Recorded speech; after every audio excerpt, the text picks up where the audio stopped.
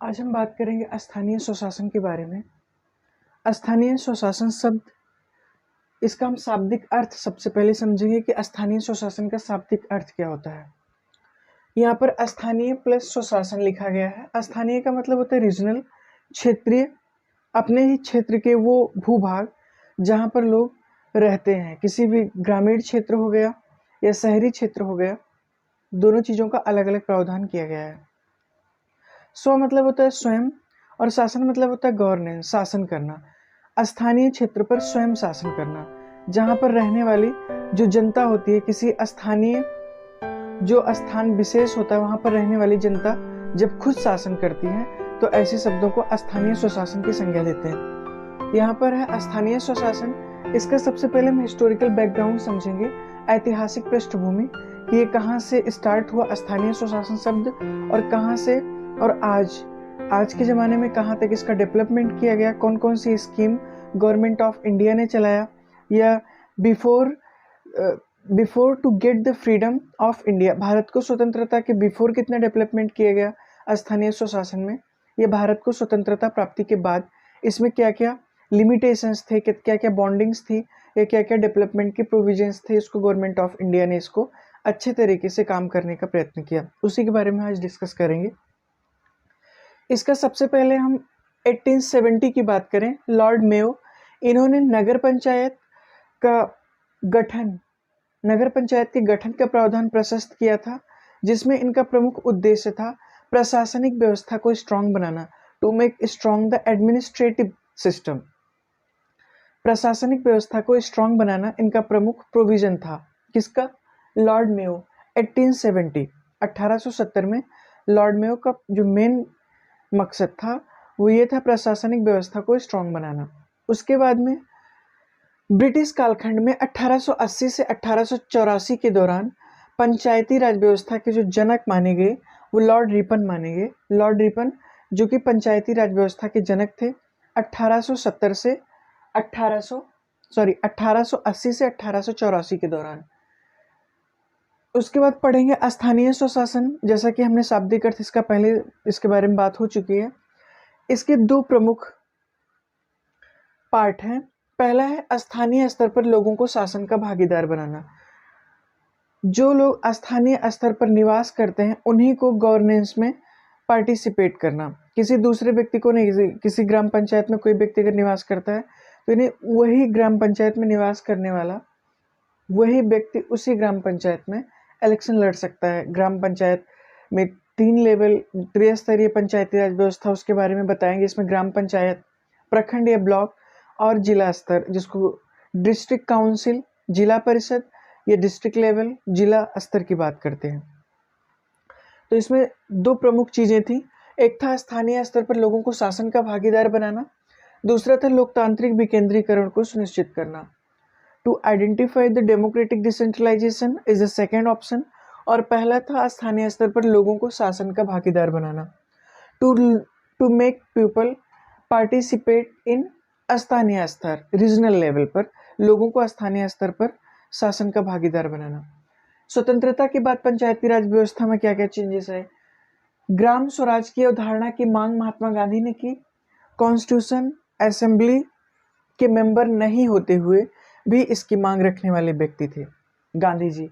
Constitution assembly के कोई member नहीं थे, उसके बाद भी उन्होंने पंचायती राज व्यवस्था की डिमांड की थी कॉन्स्टिट्यूशन में।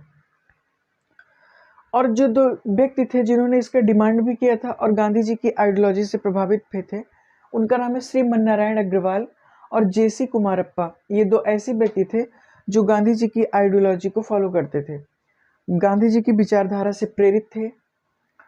इसका प्रावधान directive principles of state policy, राज्य की नीति दे सकता है, तो भाग 4 में इसका वर्णन मिलता है आर्टिकल 40 में, जिसमें है पंचायतों का गठन, जिसमें पंचायतों के बारे में वर्णन किया गया है। पंचायती राज व्यवस्था के संरचना के जनक थे बलवंत राय मेहता, जिनकी एक कमेटी भी पास की गई थी। इसमें सरकार का न्यूनतम हस्तक्षेप पंडित जवाहरलाल नेहरू, तत्कालीन सरकार, उन्होंने माना था कि इसमें सेंट्रल गवर्नमेंट, स्टेट गवर्नमेंट का कोई भी इंटरफेयर नहीं होगा। स्थानीय स्वशासन में ग्राम पंचायत ही इसके प्रति रिस्पॉन्सिबल होगी और ये प्रत्यक्ष मत पद्धति के द्वारा लोग इसको चूज करेंगे। 2 अक्टूबर 1959 राजस्थान के नागौर डिस्ट्रिक्ट में इसको सर्वप्रथम लागू किया गया था। और दूसरी बात, आंध्र प्रदेश एक ऐसा स्टेट था जिसने अपने पूरे डिस्ट्रिक्ट में इस प्रोग्राम को लॉन्च किया था, ये लागू किया था।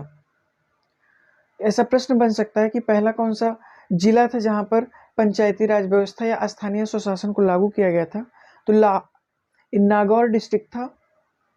और सेकंड, आंध्र प्रदेश का पूरा जिला, आंध्र प्रदेश राज्य में जितने जिले आते हैं सभी जिलों में लॉन्च करवाया गया था। उसके बाद पढ़ेंगे पंचायतों में सुधार का समय, the time of reform in panchayats, the time of reform in panchayats. इसमें है 2 अक्टूबर 1952 में सार्वजनिक विकास कार्यक्रम, कम्युनिटी डेवलपमेंट प्रोग्राम, इसको लॉन्च किया गया था पंडित जवाहरलाल नेहरू के द्वारा। संचालन फोर्ड फाउंडेशन के माध्यम से करवाया गया था और ऑब्जेक्ट था social and economic development. Social and economic development it means सामाजिक और आर्थिक विकास, समाज के लोगों का भला होगा और आर्थिक विकास होगा जिसमें आमदनी बढ़ेगी, जिससे लोगों का जो फाइनेंशियल कंडीशन है वो स्ट्रांग होगा और देश की जीडीपी, ग्रॉस डोमेस्टिक प्रोडक्ट में भी बढ़ोतरी होगी। ऐसा माना था पंडित जवाहरलाल नेहरू का 1952 में 2 अक्टूबर को सीडीपी प्रोग्राम लॉन्च किया गया। सेकेंड है बलवंत राय मेहता कमेटी, 1957 में लॉन्च किया गया और इसको लॉन्च करने का प्रमुख उद्देश्य था 1952 में 11 अक्टूबर 1952 में पंडित जवाहरलाल नेहरू ने जो सीडीपी प्रोग्राम लॉन्च किया था उसमें जो कमियां रह गई थी, वो फ्लॉप रहा प्रोग्राम, उसको रिफॉर्म करने के लिए बलवंत राय मेहता कमेटी का गठन किया गया। और इसका प्रमुख उद्देश्य यही था कि उनके कार्यों, जो उन्होंने उस कार्यों का निष्पादन किया सीडीपी के माध्यम से, उसमें क्या कमियां रह गई उसको रिफॉर्म करना, इसका प्रमुख उद्देश्य था। लिखा अपॉइंटमेंट प्लानिंग कमीशन ने किया, इसका जो अपॉइंटमेंट था उसको प्लानिंग कमीशन ने किया। प्लानिंग कमीशन 1952 में गठन किया गया था। आज़ादी के तुरंत बाद पंडित जवाहरलाल नेहरू ने 5 ईयर प्लान्स को मैन्युफैक्चर करके स्लोली डेवलपमेंट, जैसे ग्रीन रेवोल्यूशन हुआ या फर्स्ट 5 ईयर प्लान था, सेकेंड 5 ईयर प्लान था, 5-5 सालों का जो गैप देकर ये सारे प्रोग्राम लॉन्च किए गए।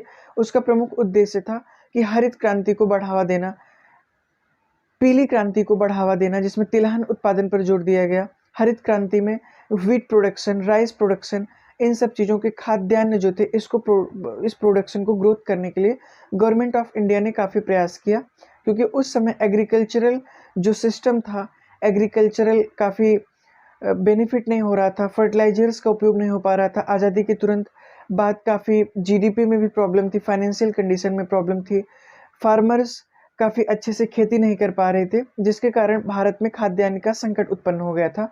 इसीलिए भारत को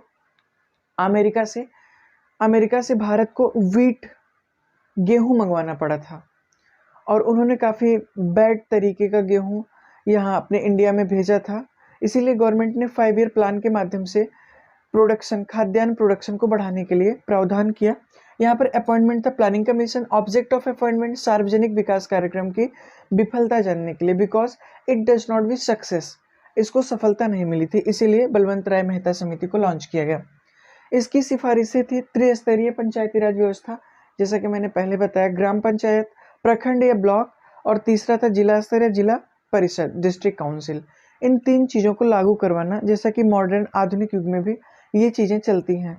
ग्राम पंचायत ये प्रधान के माध्यम से होता है, प्रखंड में ब्लॉक प्रमुख को चुनते हैं, ये इसी माध्यम से होता है, और जिला स्तर पर डिस्ट्रिक्ट लेवल या डिस्ट्रिक्ट काउंसिल के व्यक्ति को चुना जाता है। और ये प्रत्यक्ष माध्यम से चुना जाता है, ये अप्रत्यक्ष माध्यम से चुना जाता है, क्योंकि यहाँ पर डायरेक्ट वोट किया जाता है, यहाँ पर वोट नहीं किया जाता। यहाँ पर जो बीडीसी होते हैं, ब्लॉक डेवलपमेंट ऑफिसर, उनके माध्यम से इनका चुनाव करवाया जाता है।